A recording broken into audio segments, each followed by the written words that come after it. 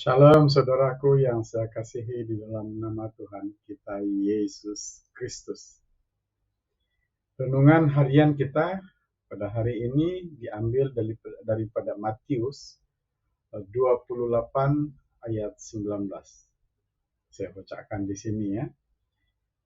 Karena itu pergilah, jadikanlah semua bangsa muridku dan baptislah mereka dalam nama Bapa dan Anak dan Roh Kudus. Inilah Injil Kristus. Saudara, kalau kita perhatikan betul-betul pembacaan tadi, ada 3 peringkat pembaptisan ya, yang dimaksudkan di situ. Ini sebenarnya adalah amanat agung Tuhan Yesus kepada murid-muridnya. Ya. Dan amanat agung ini itulah. Yesus dia telah beritahukan kepada murid-muridnya bahwa dia telah diberikan segala kuasa di surga dan di bumi. Dan dia mau seluruh bangsa di dunia ini menjadi muridnya. Dan untuk menjadi murid, mereka harus dibaptis di dalam nama Bapa dan Anak dan Roh Kudus. Oke, apakah sebenarnya maksud baptisan itu? Ya, menurut sejarah lah, baptisan itu ataupun baptis itu berasal daripada bahasa Yunani,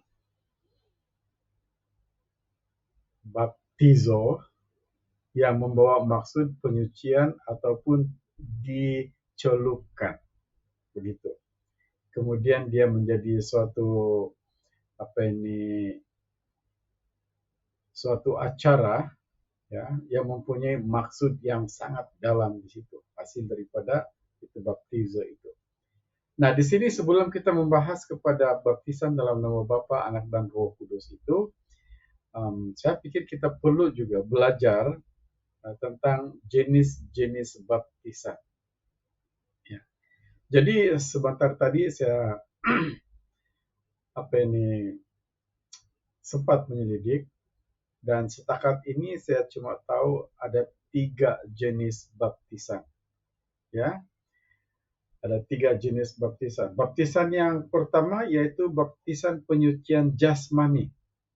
Ya, baptisan penyucian jasmani. Baptisan itu dia menyucikan jasmani kita inilah, tubuh kita ini. Coba lihat di dalam Keluaran pasal 19 ayat 10. Ya. Dalam Keluaran pasal 19 ayat 10. Banyak lagi di situ. Kalau kita baca di dalam Perjanjian Lama itu, kita dapat melihat tentang pengudusan itu. Ya, bagaimana Musa telah memberikan perintah kepada bangsa Israel bahwa kalau Yahweh itu sendiri ingin berhadapan dengan bangsa Israel, Musa perintahkan mereka supaya menguduskan diri. Begitu juga dengan imam-imam yang sudah dipilih sendiri oleh Yahweh itu sendiri. Nah, itu. Jadi itulah baptisan penyucian jasmani seperti yang saya katakan tadi, yaitu dilakukan oleh para imam sebelum melakukan kerja-kerja keimaman yang itu. Dan seperti yang saya sudah katakan tadi juga, kalau Yahweh itu sendiri ingin berhadapan atau bertemu dengan bangsa Israel itu sendiri suatu masa dahulu lah, ya. Oke, itu. Dan ianya juga dilakukan oleh bangsa Israel sebelum bangsa itu berhadapan dengan Yahweh. Saya sudah katakan sebentar tadi kan. Ya. Jadi itulah, pengudusan penyucian diri itu sangat penting ya pada waktu itu. Kemudian yang keduanya, baptisan pengampunan dosa. Yang pertama tadi penyucian diri, kemudian yang sekarang baptisan pengampunan dosa. Boleh dilihat di dalam Markus pasal 1 ayat 4.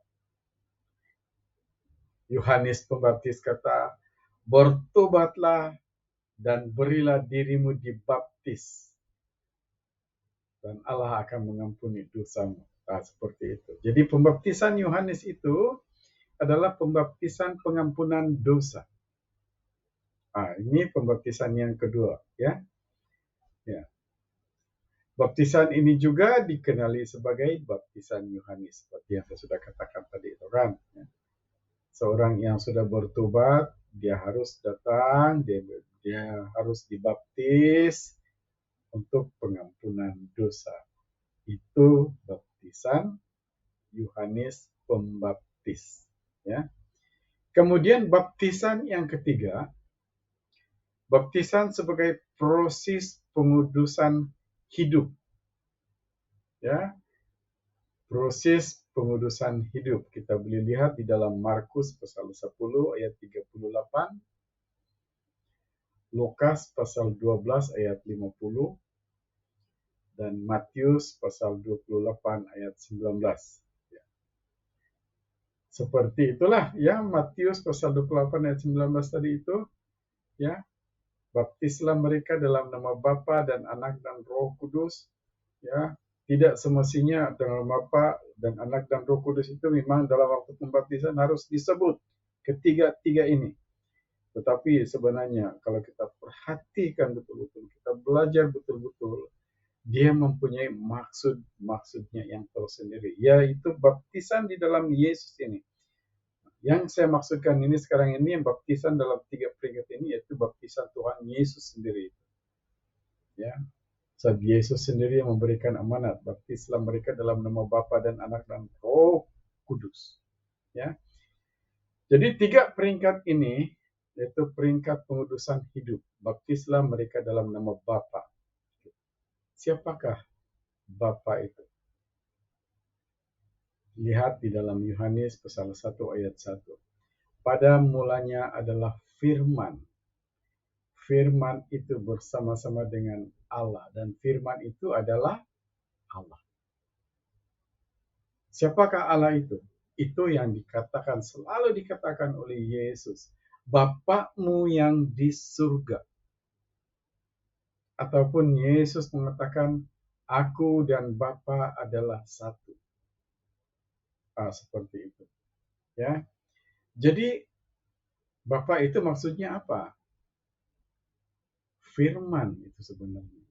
Jadi kita harus menjalani suatu baptisan ataupun proses, sebab baptisan Yesus ini sendiri adalah proses pengudusan hidup. Pengudusan diri ataupun lebih tepat kalau saya katakan pengudusan hidup. Bagaimana cara menguduskannya? Melalui firman Tuhan. Kita harus memahami sedalam-dalamnya firman Tuhan itu dan mentaatinya. Seperti Yesus. Sebab itu Yesus katakan, muridku. Kita harus taat, hidup kudus seperti Yesus. Panduannya adalah firman Tuhan, logos daripada Adonai kita itu. Bapa kita di surga. Nah itu. Yang keduanya, baptisan dengan nama anak. Siapakah anak itu? Sudah tentu Yesus. Ya. Kita boleh lihat di dalam Yohanes pasal 1 ayat 14. Hidup kudus sesuai dengan kehendak firman Tuhan. Jadi proses dia, apabila kita sudah memahami firman Tuhan itu, kita kena praktikkan itu di dalam kehidupan kita. Setiap waktu, setiap saat. Selagi kita bernafas, maka kita praktikkan firman Tuhan itu, logos itu di dalam kehidupan kita. Sebagaimana Yesus, Juru Selamat itu, mempraktikkan kehidupannya. Sehingga Yesus sendiri mengatakan, Bapa di dalam aku dan aku di dalam Bapa. Seperti itu. Dan Rasul Yohanes pula mengatakan, firman itu telah menjadi manusia. Maksudnya firman itu telah menjadi Yesus. Ya. Dan sampai sekarang, ya, Ada orang mengatakan bahwa Yesus itu telah firman itu telah menjelma menjadi Yesus. Tapi sebenarnya tidak. Nah, saya sudah bahaskan ini dalam video saya sebelumnya. Ya, praktikal itu di dalam kehidupan kita itu. Ya, jadi itu adalah proses yang kedua. Proses yang ketiga ini sangat hebat, sangat hebat. Ya, kita tidak boleh sampai kepada proses yang kedua saja. Kita harus berada di dalam proses yang ketiga. Memang kita akan menghadapi apa yang dikatakan oleh Yesus sebagai baptisan ataupun cawan yang harus diminum. Nah, ini prosesnya. Tetapi kita harus melalui itu. Sebab itulah cara Yahweh, itulah cara Adonai untuk memproses kita menjadi manusia yang berkenan di hadapan Allah Bapa di surga. Apakah yang ketiga ini? Baptislah mereka dalam Roh Kudus. Lihat di dalam Matius pasal 3 ayat 11. Proses penyembahan, ya, proses penyembahan yang sungguh-sungguh, ya, sehingga Roh Kudus menguasai hidup kita semua. Itu saya selalu sebut, ya, penyembahan ataupun ibadah yang sungguh-sungguh. Saya selalu dalam video-video saya sebelumnya saya memang sebut itu. Sebab memang betul kita tidak ada jalan. Kalau kita mau dekat sekali dengan Yahweh, kalau kita mau bersama-sama dengan kemuliaan, keagungan Yahweh di surga itu, Adonai itu, tidak ada jalan. Kita harus menyembah Dia dalam roh dan kebenaran. Ya. Bagaimana Roh Kudus itu masuk kepada kita? Saudaraku, Yahweh mencipta kita daripada 3 oknum ataupun 3 bahagian. Tubuh, jiwa, dan roh. Saya sudah jelaskan itu sebelum ini. Tubuh ini kita boleh kontrol. Jiwa kita ini ada kalanya kita boleh kontrol, ada kalanya susah kita mau kontrol. Itu tergantung kepada diri kita sendiri. Tetapi roh ini yang berasal daripada Yahweh itu, Elohim Adonai itu, kita tidak boleh kontrol. Karena ketika Yahweh menciptakan Adam dan dia meruahkan, menghembuskan nafas hidup, ruah Elohim itu, dia membuatkan, ya, ciptaan itu bernyawa. Dia ada darah di sini. Jadi darah itu, nyawa itu, dia mengalir hidup sepenuhnya. Saudara, coba saudara perintahkan darah saudara supaya tidak mengalir. Bolehkah? Coba saudara perintahkan jantung saudara supaya tidak berdenyut. Bolehkah? So, itulah sebenarnya Roh Kudus, peranan Roh Kudus dalam kita. Dan Roh Kudus itu, dialah sebenarnya yang menghubungkan, maksud bukan Roh Kudus. Roh kita ini, dialah sebenarnya yang menghubungkan roh kita dengan Roh Kudus daripada Yahweh itu sendiri. Jadi ketika kita membuat penyembahan, menyembah dan menyembah Yahweh itu, seluruh kudrat kita itu, termasuk nyawa kita itu, nyawa itu ada di dalam darah kita, ya, dan jiwa kita itu bersatu, ya, menyembah Yahweh itu, apa yang terjadi? Roh Kudus daripada Yahweh itu sendiri akan merasa dan akan bersama-sama dengan kita. Bayangkan, Roh Kudus itu bukan sembarangan roh Yahweh. Dari dalam jiwa Yahweh itu sendiri. Dan apabila dia bersama-sama dengan kita, maka kuasa daripada surga itu, kuasa daripada Yahweh itu juga bersama-sama dengan kita. Sebab itu, Yesus boleh berjalan di atas air. Sebab itu, Yesus boleh menghidupkan orang mati. Tidak ada limitation. Ya, kalau kita terus hidup kudus seperti Yesus dan terus menyembah seperti Yesus, maka kita juga akan seperti itu. Sebab itu Yesus kata, kalau kamu punya iman sebesar biji sesawi saja, kamu boleh pindahkan gunung itu. Bacalah di dalam Alkitab, bacalah dengan apa yang dikatakan Tuhan Yesus. Jadi itulah saudara,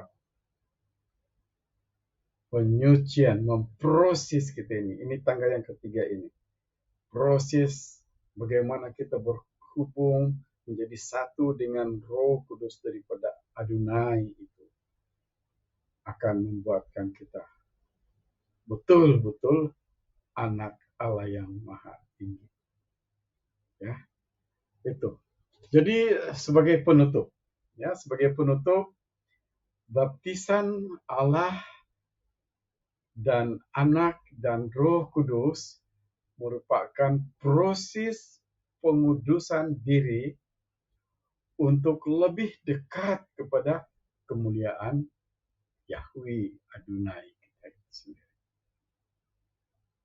Saudara, mau hidup kudus di hadapan Tuhan, baptislah diri kita ini dengan nama Bapa dan Anak dan Roh Kudus. Ya. Dan seperti yang saya katakan tadi, coba lihat dalam Lukas 12 ayat 50. Kiranya Roh Kudus ya, memimpin akal budi dan pikiran saudara dan seluruh jiwa saudara itu untuk memahami firman Tuhan, renungan kita pada hari ini, dan kiranya terus dikuatkan. Hidup saudara akan terus dikuatkan bersama dengan Adonai itu, sebab Yesus sudah bersama-sama kita, bersama-sama dengan Yahweh Bapa di surga, dan Dia akan menyediakan tempat bagi kita di sana. Oh haleluya, terpujilah Tuhan Yesus. Amin. Kiranya Tuhan memberkati kita semua. Amin.